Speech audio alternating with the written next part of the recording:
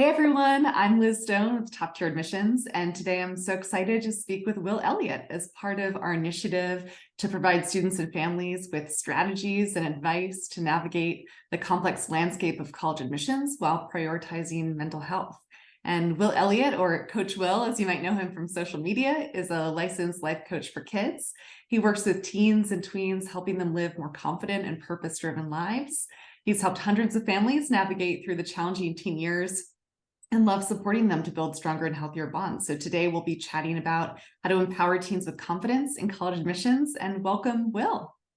Thank you so much. I'm excited to be here. I absolutely love my job, and kids are struggling more than ever right now. And so, I think our conversation and just trying to empower as many parents as possible is at the utmost need. So I'm excited for the conversation. Yeah, well, we can just jump right in. And my first question is just, what would you say are a few of the places where high school students are struggling right now? Yeah, so the big part of my coaching comes down to really three big buckets, and I would also answer this question the same way. It's really motivation, confidence, and also time management, aka really just procrastination. But I would say the biggest one is confidence. One of the things that I really struggled with as a teenager, whether it was in middle school or high school or even on my way into college, was this thing called conditional confidence. When certain conditions were really, really good, I was really confident, and it was really easy to find self-love and think of myself as worthy. But the moment that those conditions fell off, whether it be other people's opinions, whether it was results in school, results in test scores, my confidence totally fell to zero. So it went from 100 to a zero. And that's really what I've seen so many students struggling with right now, especially those sophomores, juniors, seniors in high school going on to college. So everything under the sun of focus, screen time, confidence, it all kind of ties together too, which is why I do what I do. Yeah, absolutely. And we've found something similar with the students that we're working with. And it can just be such an overwhelming period of time to think about what's next and the pressure around college admissions. So that conditional confidence is definitely a challenge. And just thinking about parents and the role that they can play, how do you feel that parents can strike a balance between offering support, but then also allowing their teen to take ownership of their high school journey and then also their college admissions process? Yeah, this is probably the one, or yeah, probably the top one of the top three things that I think parents reach out to me. They're like, how can I, if they're not taking the lead, especially, how can I allow them the space to fail if that's kind of what they end up doing, but also hold them accountable to taking action? And the one thing that I always like to tell parents, and the one thing that I think my parents did really, really well at times, not all the time, but at times, and it was approaching certain things as a team. So I think a lot of parents, they fall into this trap of being only authoritative, which is of course so needed for parents and kids, but also they miss out on the horizontal aspect of things. So the teammates of really coming to your kid and saying, hey, this is something that we get to do together. I totally trust you in your efforts. I'm there if you need me, but we are a team. Like, I'm not going to be telling you to do X, Y, and Z for the rest of the year. It's like we get to do them together. And really it's the heart posture that you come to them with, but also your actions have to follow through with that. But I would say that's by far the best thing that's helped a lot of families that I've worked with, is just let's be teammates. And that's they really appreciate that from the team's perspective. Yeah, so maybe we can break that down with an example too, because something that the parents that we work with sometimes find challenging is how to offer guidance and advice on college choices or during a campus Yes. visit without imposing their own expectations or desires. Yeah, I think first off, it's the communication between the kid and the parent, of, the parent really coming to them and actually saying, hey, I'm your teammate. So that's the first step. And I would say that the other one is simply asking them, right? Because you're working with teenagers. It's not like they're 8, 9, 10 years old anymore. They know how they want you to, the role that they want you to play in, college admissions, and in just school in general. And so showing up, I think if you do a really good job showing up as a teammate, you can literally ask them, hey, can I give you my advice, or do you want me to just kind of sit back and have you vent to me, whatever it may be? But that would be the number one thing, is just communicate with them because they're almost adults. And I think they want to be treated like adults, but they're not quite there. But I think asking them and just being super straightforward and saying, hey, what do you need from me? Mhm. Absolutely. Just keeping that open line of communication is so, so key. Yeah. And for students, maybe just going back to the student without the parents involved for a minute, as they're looking ahead to the college admissions process, and specifically, what are some of the ways that they might work on combating that self-doubt and maintaining a positive mindset? Yeah. Self-doubt is the one thing that ruled my life when I was going into college. I played sports in college, so it was more along the lines of what school I wanted to go to. Was I good enough to play the sport rather than the academic side? But there was a lot more, there's a lot of doubt in the academic side as well. And so the one thing that I always tell students at the end of the day is a lot of stress, anxiety, lots of fear comes from trying to control things that we can't control. So we almost lose sight of all the things that we can control while we're focusing on the things that we can't control. So whether they are school grades or test scores or what's going to be on the test, I always tell kids, if you can let go and surrender of everything you can't control and simply do your best with the things that you can control, you are pretty unstoppable in life. And I always tell kids, I mean, that is the one thing. If you can just do your best with the things that you can control, and of course that really comes down to creating a list of literally what are the things that I can control, what are the things that I can influence, and what are things that are totally out of my control. And if you do even an okay and a decent job at that and understanding that, then I think you're going to be in a pretty good spot. So that's one way. Of course, self-doubt is inevitable, I think, in this process.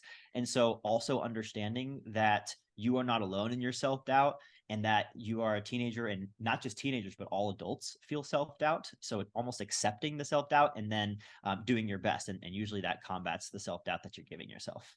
Yeah. And that idea of kind of what you can control and what you can't control, it's so, so real and so important to identify. We find that a lot of students come to us and they think the college admissions process is so random. What's even the point? It's like a total gamble. And even if I work super, super hard, I might still get rejected. And so I think that can feel so overwhelming to have all of those Yep. unknowns and to feel like these variables you can't control become just the prominent mindset. So instead, I mean, we're Yeah. really focused on making the process more transparent, because having that knowledge is so powerful to think, okay, here's my action plan, here's my roadmap, here's what I can control, just like what you're saying. Yeah. And I think there's so much freedom in doing your best too. Like if you can lay your head at the end of the day on your pillow and truly know that you gave it your all, whether it was with your study habits or your attitude or your self-talk and that type of stuff. I think there's a lot of liberation, at least for me, that if I gave it my all, like asking myself, what more can I do? Like there's nothing more you can do as a student. And so if you feel like everything happens for a reason, because I feel like some people do, some people don't, but if you do your best, then everything has to happen exactly as it should, right? And so that's kind of what drives me a lot in my life, is just, you know, I did my best, so everything's got to happen for a reason from here on out. For sure. Yeah. And as you're thinking about just that open line of communication that we are talking about before with parents, what are some maybe concrete ways or suggestions you have for parents about how they can make their team feel heard? Other than just saying, I'm here for you, it's an open line of Yeah. communication. What are some actions they can take to really show that? Yeah, my parents were pretty amazing at indirect communication, and this is why I coach a lot of parents on it. Is teenagers don't necessarily want to sit face to face with you at dinner, even, and really talk about the college administration process or whatever it may be. They want to be doing something else while talking to you. So you get a whole lot more out of students and out of teenagers specifically while you're in the car or while you're shooting hoops or while you're sketching or whatever you're doing, even while you're doing homework. I think posing questions and open-ended questions to really get them to think and that type of stuff, using indirect communication was always really key for me. I didn't even know I was opening up to my parents, and I was while we were in the car. And so that's probably the biggest thing. Also, just don't nag over the top. Of course, the more you nag and the more you push, the more they're going to pull away. And so keying back to open-ended questions, really it takes more skill to ask the right questions than to give the right advice. And so if you can really go into it with that, I think good things will happen and their trust is going to build over time. And that's a good reminder of those open-ended conversations that can be had on car rides. A lot of our parents and teens are gearing up for college visits. And so Yep. that drive to go see a campus and that drive home is a great opportunity to just say, hey, what were your thoughts after walking around that campus? Or what do you think during that info session about this point that they made? So instead of really focusing on, well, this school has this average SAT score, it's better to really talk through and what were those feelings, that gut check when you're on the campus and trying to outline what resonated with the student and what didn't. Yeah, I love that. It's still something that I put in my calendar. I already know when I'm gonna have a drive with my dad or my mom, I already know what I'm gonna talk to them about. And so That's it's kind of awesome. like a habit at this point. And a lot of my students are the same, even the 11, 12, 13-year-olds too. Totally.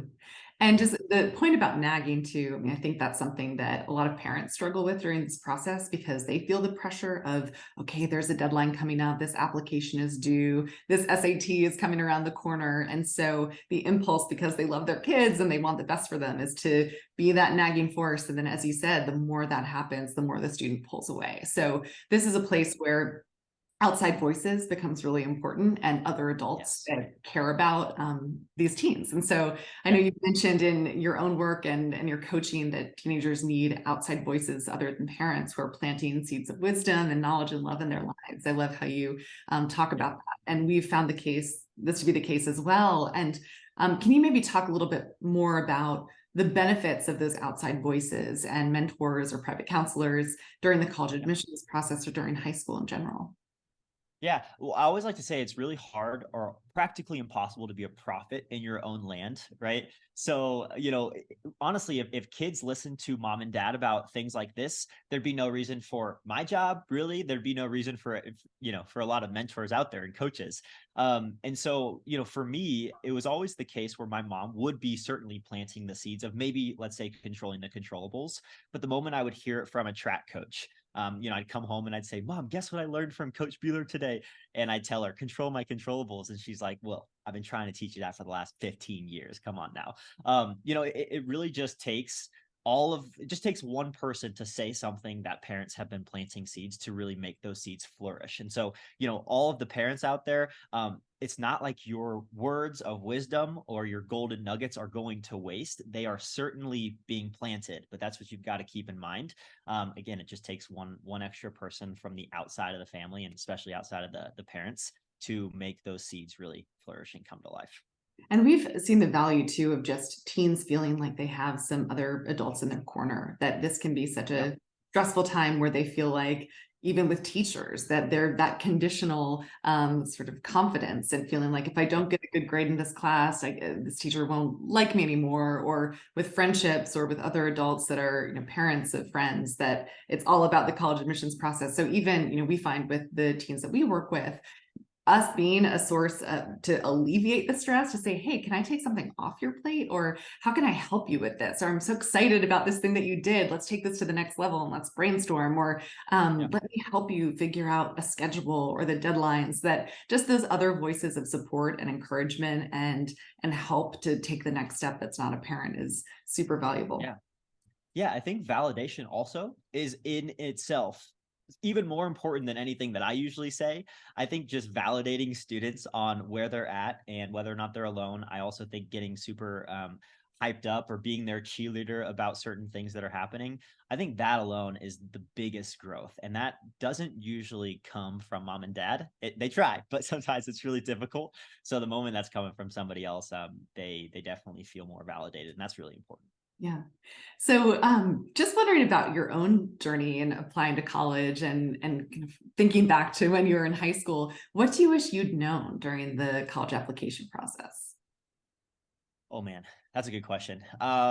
So I decided about 2 weeks before I had to officially decide, and I spent probably like 4 to 6 months stressing, spending so much energy on what the right decision was. When my mom actually, she did tell me this, and I did listen to her. Maybe it didn't hit me until a couple years later, but she said, "Don't spend so much time and energy trying to make the quote unquote right decision.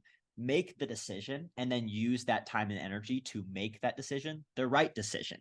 And that right there, I think, is super valuable for a lot of people. There are certainly better decisions than others, but I don't think personally there's a perfect decision. I think if you're a student who makes the most of your opportunities, you're going to make any decision you make the right decision. So let go of the pressure to make that perfect decision. Just like I said before, do the best with the things you can control, and really amazing things will happen. You have a super bright future. Absolutely. And that's something we try to remind our students too, who have some great options on the table and are deciding between two schools. And there isn't one perfect college out there at all. Every college has pros and cons, and for different students will have strengths and weaknesses. So I think absolutely, I mean, any college can be a dream school, any college can be the perfect fit. So just depends on kind of how they use that experience for sure. Exactly. Well, this has been so great to just hear a little bit more about your perspective. And would you mind just sharing where the top tier admissions community can find you and learn more about your coaching? Yeah. Yeah. So I'm very active on Instagram, not so much on TikTok, but Instagram is the best community in terms of my platform. So you can find me at Coaching with Will. I'm also rebuilding my website right now. So coachingwithwill.com will be up and running probably in about a month, but you can find some information there. And then I've got some really cool group coaching opportunities in the future. They've been wildly successful in the past. So just helping kids with the controlling controllables, planting those seeds of wisdom and motivation, procrastination, confidence, and all that good stuff. So that'll be coming right when school comes back around in August or September. So super excited about that. Awesome. Great. Well, Yeah, thanks so much, Will. of course. Thank you so much.